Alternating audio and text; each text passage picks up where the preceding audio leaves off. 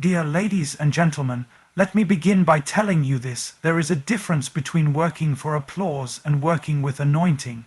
There is a kind of work that fades when people stop clapping, and there is a kind of work that echoes in eternity.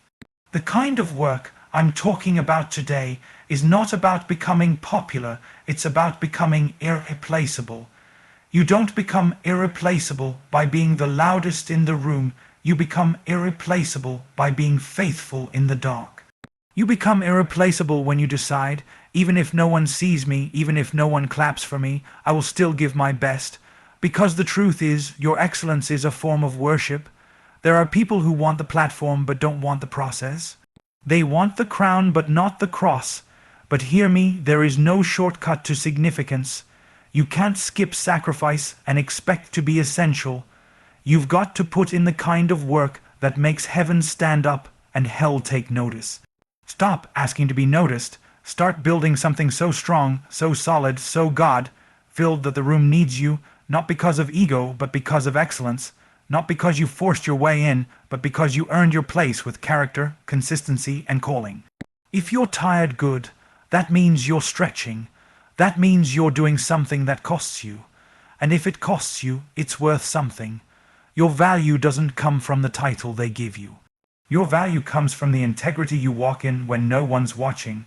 The world has enough talented people. What we need are trustworthy people. People who are unshakable, undeniable, and irreplaceable. So I challenge you today, work until your results speak louder than your resume. Work until they can't imagine the room without your voice, the team without your presence, or the mission without your heart. Work until you carry not just skill but weight. You are not replaceable when your work is done with revelation. You are not replaceable when your hands carry purpose. You are not replaceable when your work honors God, serves people, and reflects something bigger than yourself. Don't just show up, stand out. Don't just survive, build. Don't just hustle, live holy. Because one day they'll say, we can find someone to fill the seat, but we can't find someone who fills the spirit like you did. Work until you're irreplaceable. 10 key points from the speech. Faithfulness in the unseen wins. The fight. True value is built in the quiet, hidden moments, not in the spotlight. Excellence is worship. Giving your best is not about impressing others, it's a spiritual discipline.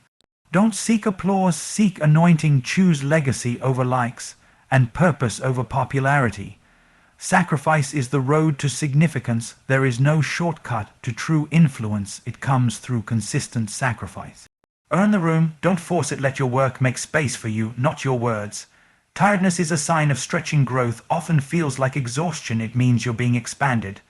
Be known for integrity, not just talent. The world doesn't need more flashy, it needs more faithful. Let your work speak for you. Your fruit will do the talking. Results are louder than resumes. Carry weight, not just a title. Don't just show up with presence, with purpose, with power.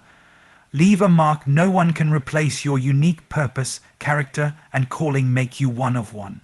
There is something deeply powerful about what happens when no one is watching. It's in those hidden places, the early mornings, the late nights, the quiet in-between moments where greatness is not only born, but built. You don't become irreplaceable when the cameras are on. You don't become unshakable when everyone is cheering you on. You become that in the silence when it's just you, your calling, and your choice. See, anybody can show up when the lights are bright. Anybody can perform when the pressure is low and the stakes are safe. But it takes a different kind of person to stay faithful when nobody's applauding.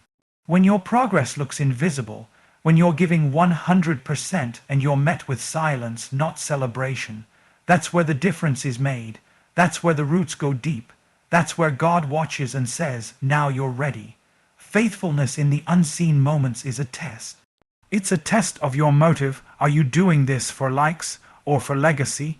It's a test of your character. Will you keep building when there's no promise of immediate reward? It's a test of your vision. Can you keep seeing what God said, even when you don't see any results? Those who pass the test in secret are the ones God elevates in public. The world promotes performance, but purpose is forged in private. And if you skip the secret place, you forfeit the strength it gives. People want platforms, but few want the pressure that comes with it. What they don't understand is that the platform doesn't make you, the process does. And the process always begins in silence, in the dirt. In the dark, ask any giant of faith, any leader with real depth, any person of substance, and they'll tell you. They were formed in obscurity. They were sharpened in seasons where no one returned their calls, no one clapped for their consistency, and no one noticed the effort. But they stayed loyal to the vision, they stayed consistent in the calling, they stayed anchored not by applause but by assignment. When you are faithful in obscurity, heaven takes notice. Because heaven is never impressed by hype, it moves through humility. God doesn't crown the loudest voice in the room. He crowns the quiet servant in the back corner, still giving their best when nobody sees. That's who he trusts with more. That's who becomes *** irreplaceable ***, not the person who pushes their way forward, but the one who builds deeply enough that when others fall away, they're still standing.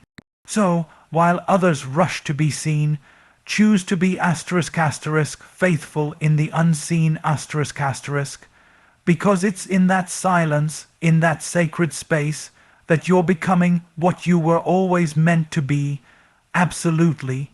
Here's a *** large length expansion of key point 2 ** in the same passionate, motivational style without any subtitle or conclusion. Excellence is not a personality trait. It's not about how extroverted or skilled or gifted you are. Excellence is a decision, a commitment to do the best you can with what you have, right where you are. And here's what many people miss. ***, excellence is a form of worship, ***. When you give your best, not just when it's easy, not just when it's noticed, but when it's hard, quiet, and costly, you are offering something sacred. You're saying, God, you gave me this opportunity, you gave me this assignment, and I'm going to treat it like it matters. I'm going to honor you by how I show up, how I serve, how I sweat, and how I stay committed when others quit. You don't need a stage to worship. You don't need a pulpit to preach. You can worship with a spreadsheet. You can worship by showing up early and staying late. You can worship by answering emails with grace, writing reports with focus, designing with intention, leading with love, building with care.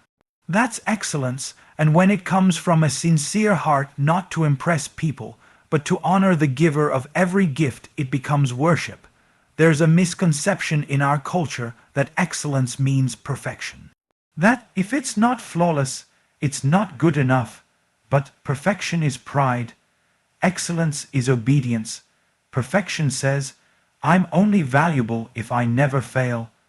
But excellence says, even if I fail, I'll give my full heart anyway.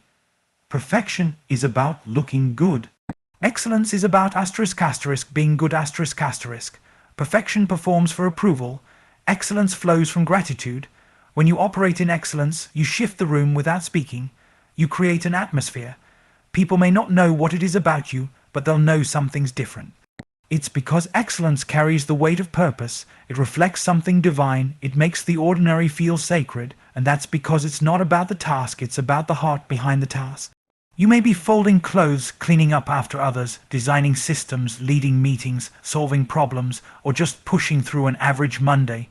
But if you do it with your whole heart, if you do it as an act of obedience, as a statement of honor, it becomes a *** spiritual act ***. A moment of worship that heaven sees and hell fears. Excellence isn't loud, it's not always flashy, it often goes unnoticed, but it leaves a legacy. People may forget your title, your name, even your words, but they'll remember how you worked. They'll remember the spirit you carried, the extra effort, the care, the posture of your heart. And the truth is, when you work like your work matters to God, you become the kind of person no one can replace. Because you're not just working for a paycheck, you're working from a place of purpose. You're not just punching a clock, you're building something that echoes in eternity. You're not working for man's approval. You're working to hear *** or well done. Asterisk, of course. Here's a *** large length expansion of key point 3 asterisk asterisk in the same bold, high, energy, spiritually grounded tone without a subtitle or conclusion. We live in a time when visibility is mistaken for value, where everyone is chasing followers, likes, and validation, hoping that if they're loud enough or seen enough, it will somehow prove their worth. But there's a difference between being noticed and being known. There's a difference between being seen by people and being sent by purpose. Applause is addictive, it gives you a rush, it makes you feel important, but applause doesn't last. It fades the moment the spotlight shifts. What you need is something deeper, something that doesn't fade when people stop clapping. Something that can sustain you when no one is affirming you. That something is asterisk asterisk, anointing asterisk asterisk. And the truth is, you can't fake that. You can manufacture applause, but you can't manufacture anointing. When you chase applause, your focus is on impressing people. When you walk in anointing, your focus is on asterisk asterisk, impacting lives asterisk asterisk. When you're chasing applause, you'll compromise. You'll water down your values, you'll adjust who you are to get attention. But when you're walking in anointing, you don't need attention. Your presence carries asterisk asterisk weight asterisk asterisk because it's anchored in something eternal. See, applause might open doors, but it's the anointing that will keep you in the room. Applause might get you a moment, but the anointing gives you asterisk asterisk movement asterisk asterisk. There are people with all the right connections, all the perfect branding, and all the hype, but when the storm hits, they crumble because applause is weak fuel. But the ones who have been in the fire, the ones who were crushed in private, the ones who stayed faithful when no one saw, those are the ones carrying real power. You don't need the world's affirmation when you're walking in divine assignment. You don't need everybody to cheer for you when you know heaven is backing you. And let me tell you this, when you're truly anointed, people may overlook you, but asterisk asterisk, they can't stop you asterisk asterisk. They can try to imitate your style, your language, even your ideas, but they can't duplicate your oil. Because oil only flows where there's been pressure. So don't waste your time chasing applause. Don't water down your message to be liked. Don't shrink who you are to fit someone else's expectations. Your assignment is too important. Your calling is too weighty. Your anointing is too expensive. Let your life be built on asterisk asterisk truth asterisk asterisk, not trends. Let your work carry asterisk asterisk substance asterisk asterisk, not surface level noise. Let your identity come from the one who called you, not the crowd who claps for you. Because applause comes and goes, but anointing that stays, that carries, that breaks chains, that opens doors no man can shut, that makes you asterisk asterisk irreplaceable asterisk asterisk, not because of how loud you are, but because of how deeply God flows through everything you do.